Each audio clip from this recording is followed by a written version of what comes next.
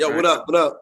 Good day. I'm Chet Kincaid with That Grape Juice. Bow wow. How are you today? Man, I'm good, man. Working hard as usual, man. If it ain't touring, then I'm here promoting this show, man. It's either one or the other, man. I'm loving it though. Having fun. How you doing, bro? I'm well. I'm well. So speaking of the show, let's jump right into it. BET's After Happily Ever After. You are the host. What was that experience like seeing these exes pick their lovers or their ex-lovers' new lover? It was lit. Because I didn't have to be a part of that part. I just had to host it. So it was like watching it was crazy. You know what I mean? And like you said, the premise of the show is not your typical dating experience. It's way different. You know, we mixing it up this time, throwing the exes in the crib with each other, forming couples. And then, you know, your ex has to pick your next. So, you know, that whole theme of the whole saying of your ex knows best, we really going to see if it's really true. And then, of course, you know, I throw these single parties every week where I invite maybe like 40 to 50 new cats to the house, men and women, get them a chance to mingle, you know, with the exes. And, you know, and if they win them over, they get a chance to go into the crib and stay for 48 hours. And it's up to them if they finish it all the way through. So it's definitely a different experience, different format than your typical dating show or, you know, the guy gets the girl gets the man at the end. Oh my God, he's the perfect person. Nah, this is, you got to go through some levels to get to that stage. And you definitely will go through a lot of levels with the cast this season. Absolutely. Now I have to ask you, and I want you to be honest. You saw Ugo and Amarachi. Ugo's Nigerian, and he's like, he views wives as his possession. Now, are you a selfless or a selfish lover? I'm You would be that person who could, choose your ex's next yeah, lover? yeah, man. I'm not a hater. Like my thing is, I love happiness, man. You know, I can't live in fear, doubt, or you know, just not. That's just not my thing. Like I'm cool. You know, if you cool, I'm cool. I believe in peace. You know what I'm saying? That's why I'm good with all my exes. Like it's peace. My baby mom, like it's peace. Right. Like it ain't none of that. Like you know what I mean. So I know I could do that. Just off the cusp of you know, I can talk to my daughter's mom about anything. If she has problems with her relationships, she calls me. If I got problems with girls, I call her. And there's no love lost. Like, you know, all of that just brought us even closer. So, yeah, man, I would never be that way. You know, that's just not my thing. I want everybody to be happy. Just because we didn't work out doesn't mean that, you know, you can't find somebody else. You know what I mean? And, you know, I deal with that now currently. You know what I mean? So it's nothing for me. And in line with that same sort of questioning, so watching the first episode, I saw a lot of the couples, they were pretty much like, oh, we found friendship after the relationship. How important do you think it is to have friendship before you become romantic with somebody?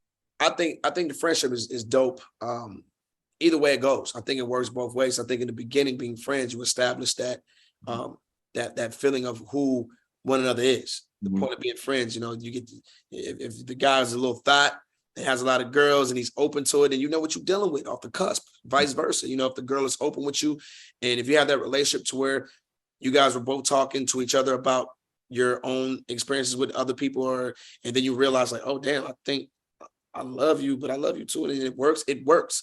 That foundation is there.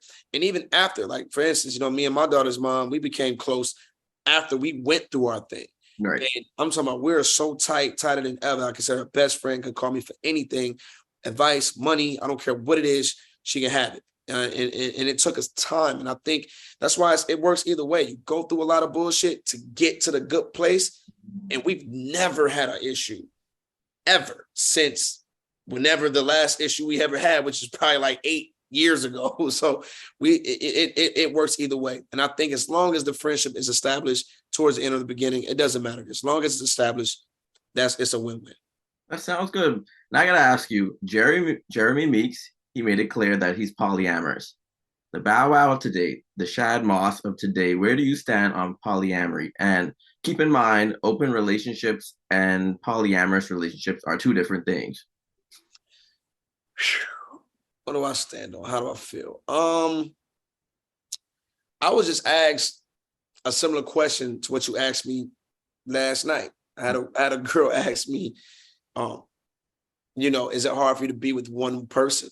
Hmm. And I'm like, it is. It's tough. And Hmm. you know, I'm experiencing it now being on the Millennium Tour. You know, I'm moving a little different. Backstage is a little quiet than usual. 35 now, just trying to approach things a little different. Last Kingdom tour, I had 150 plus girls in the room every night in my dress room, party, tequila. So, now you got guys like, Mario coming to my room, like, this ain't the bow I'm used to. I'm used to seeing you lit. I'm used to seeing you turned up. And it's like, well, damn, I'm trying to be better, but it feels like they just need me to be who I am, even though I want to change. It's like, damn, maybe this is who I am. So for me, I have to have that open field of, and it's not that I want to be a thot or I want to be this. It's I just want to do what I want to do. I don't like people telling me you can't do this or you can't talk to that person. Like I feel like you own me, or like like I don't know. It's a weird feeling, especially being in the business and me growing up having guys like Snoop as my hip hop fathers. So my upbringing is a little different. So you have to understand what I'm used to seeing. I'm used to seeing the fathers in my life have always had beautiful multiple women. So me growing up, I'm thinking that's the right thing to do. And not only that, but I'm thinking like, damn, I want to be like my big homie. So it's hard, man. And I'm such a people's person. I'm a great host. I'm always want to make sure this person's good, that person's good. And ain't no girl going for that. So I got to be single. I got to be left. I need my space open. And, and like I said, it's not even to be a thot. It's just, but if I want to just have a group of girls over for some wine and we just want to kick back and watch a movie and just converse and talk about guys and girls stuff and relationship stuff, I can't do that. Like, yo, baby, I got like a group of 8 baddies coming over tonight and we gonna just kick it. Like, nah, she ain't going for that. She could if that's what she into, but nah. Well, absolutely, because it seems like most people, with all the options, the world is so much smaller now that we have social media. But Bow Wow, thank you so much. Congratulations on this, and you've been a pleasure, and it's great talking to you. Always, man. Always. You always show love too, so I appreciate y'all. Absolutely. Thank you. No doubt.